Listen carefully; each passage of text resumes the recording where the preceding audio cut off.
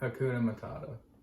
We all remember the great song from The Lion King. We watched when we were kids, where Pumbaa and Timon teach about a no worries lifestyle. But how many of us have actually practiced a no worries lifestyle? I have.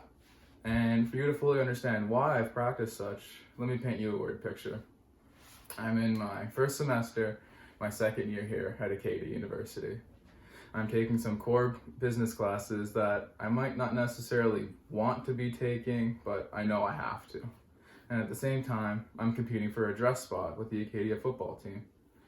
For those of you that don't know what a dress spot is, essentially only a certain number of players are allowed to dress for a game and play in that game.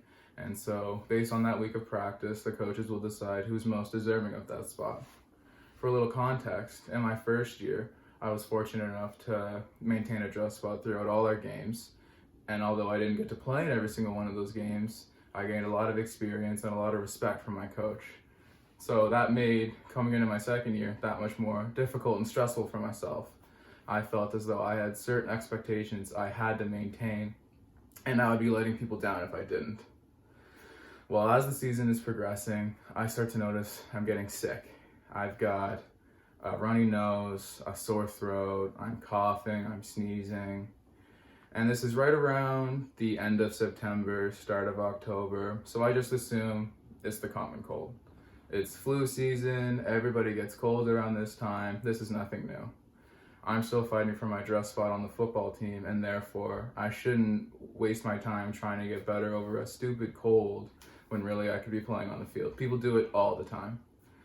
Couple of days progress and my cold doesn't go away. It kind of gets worse, and then I notice some sharp pains on the left side of my body. They come and go a couple of times a day, but it's really not pleasant. But again, I think to myself, you're young, you'll heal, you'll get healthy, you need to focus on football and school. Eventually, the pain gets to be too much for me. It's a Sunday night. I'm bent over in the kitchen, writhing in pain, unable to breathe, unable to eat, unable to sleep. My roommates are sick of watching me torture myself, and they take me to the Annapolis Valley Hospital. I decide I may as well go to get it checked out. Sooner I can get it checked out, sooner I can get back on the field, back to trying to fight for my dress spot. Get to the hospital, and to my surprise, I'm let in right away. For those of you that have taken trips to the hospital, either yourself personally or with a friend or family member, you know that these aren't typically 10 to 15 minute trips. They can last up to 2, 3, 5 hours maybe, depending on what you're there for. So I get brought in, I immediately get taken in for some testing, some scans, and they decide the best course of action is to keep me overnight and load me up on morphine. Morphine, I thought. It's a very intense drug for somebody who just has the common cold, but these guys are the professionals. Obviously, they know what they're doing. So I stay the first night, and then I stay the second night, and then I stay the third night, fourth night, fifth night, and at this point, I'm upset. I've been in the hospital for almost a week, haven't seen the light of day in just as long. I'm behind in all of my classes. I haven't been practicing with the football team. Everything in my life that I feared is coming true. That is until a new nurse that I had not seen up until this point comes in. And he looks at me with almost an amazed look on his face. And he walks in, and I'm never gonna forget this, but the first thing he asks me is, what's it like being on your deathbed as a 19-year-old? And I sat there and I thought about this. I thought, what is he talking about? He just got here. He has no idea what he's saying. But it turns out he knew exactly what he was talking about.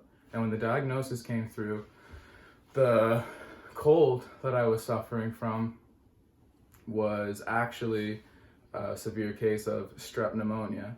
And those sharp pains I was feeling on the left side of my body was actually 3 liters of fluid being built up in my lung from an infection. So when he said I was on my deathbed, he wasn't wrong. I ended up spending 2 weeks in the hospital. I didn't eat for the entire first week I was there. I lost almost 20 pounds. I was not sure if I was ever going to be able to play football again, let alone finish the season that had already started. And I hadn't seen my friends in forever. Right around this point, I should have been miserable. I should have been stressed out with everything that was happening around me. But when I stepped outside and I saw the fresh air, I saw the sun beating down on my skin, and I felt the fresh air finally going in, coming out of my lungs, I knew I was going to be okay. Because at the end of the day, whether I was dressing for a football game or getting good grades in marketing or finance, it didn't matter. What matters is I was alive, I was healthy, and I had no worries. Thank you.